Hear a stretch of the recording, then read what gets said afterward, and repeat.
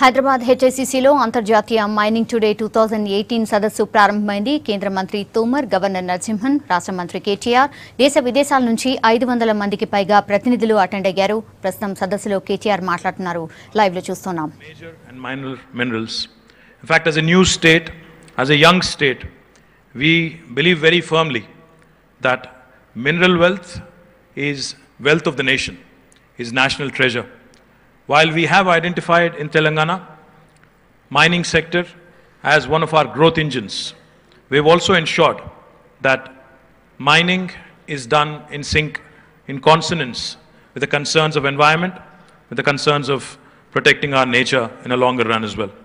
Our state, in fact, has become the #1 state in terms of ease of doing business, has been ranked by DIPP and World Bank.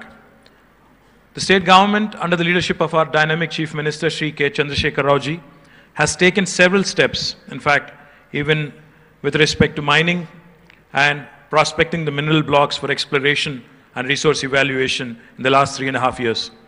In conformity to the Act 2015, the mineral rules, and 2015, the mineral auction rules, which have been notified by Government of India, and of course, with the blessing and support of Union Minister for Mines, Shri Narendra Singh Tomar ji, we've in fact created a record of sorts where we have completed the exploration process of 3 limestone blocks in Suryapet districts within a short span of 3 months, which I believe, sir, is a record in our country, and this has happened only because of your support and also Shri Arun Kumar ji's support. I would like to thank both of you for this wonderful gesture of yours. Telangana state, in fact, as I have mentioned, out of the 31 districts we have, is blessed and is richly endowed with great many mineral resources.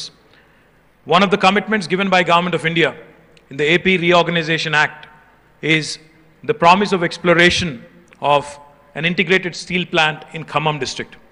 In the last 3.5 years, the state government has made its sincere attempts and sincere efforts in setting up, in ensuring that this steel plant is set up as per the Act of 2014. We have constantly been in touch with Union Ministry of Steel, and we've also been discussing with NMDC, and we've also been exploring several out-of-the-box solutions, including a tie-up with a Bailadila mine, which is owned by NMDC in Chhattisgarh.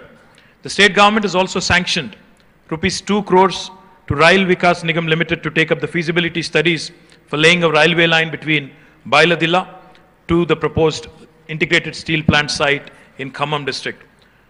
If this is approved by Government of India, I have no doubt in my mind that this project will not only be feasible, but it will also be viable and very much profitable, and also will create great deal of employment for the youth of Telangana. And I hope that Government of India and Honorable Minister Shri Tomar ji and also Honorable Union Minister for Steel Shri Chaudhary Birender Singh ji will certainly bless us and will certainly guide us in this direction.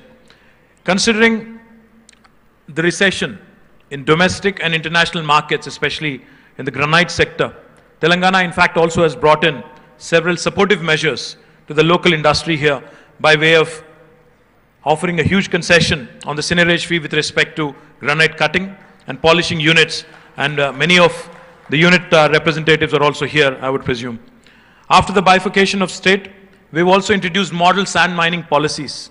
In fact, Union Secretary of Mines was also very supportive and was also very appreciative of the sand policy of Telangana.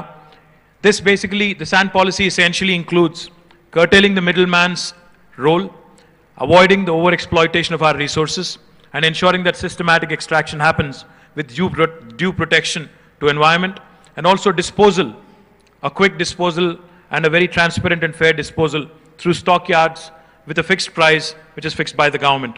In fact, we've gone an extra mile and have created a facility called sand taxis, wherein any consumer who's wanting a truckload of sand or a few metric tons of sand can dial a specific number and can have sand delivered at a pre-announced and pre-fixed price directly at the doorstep of his own house. This is a unique policy which has been introduced by the state of Telangana. In fact, as has been pointed out by Shri Jayesh Ranjan, our Secretary of Mines, our state government has also introduced online mineral e-payment and e-permit systems, facilitating payment of statutory amounts, filing, processing, and also issual of dispatch permits and generation of way bills and transit forms. Our mining revenues, as a result of these reforms, as a result of the transparent measures undertaken under the leadership of our Chief Minister, have resulted in some stunning numbers. In fact, in 2016 and 17, our revenues from the mines and minerals was at 3,170 crores. And this year, I'm happy to share with you, it will see a healthy 30% increase, and it will shoot up to 3,500 crores in 2018 and 19. Also at the same time, we focused on, as per the direction of Honorable Prime Minister, we focused on DMF, which has resulted in almost 1,328 crores being realized by the state government. While all of this is happening, I would also like to point out, in fact, with TSI Pass, our revolutionary industrial policy, we've also been able to attract a great deal of employment in the mining sector by way of creating ancillary industries as well.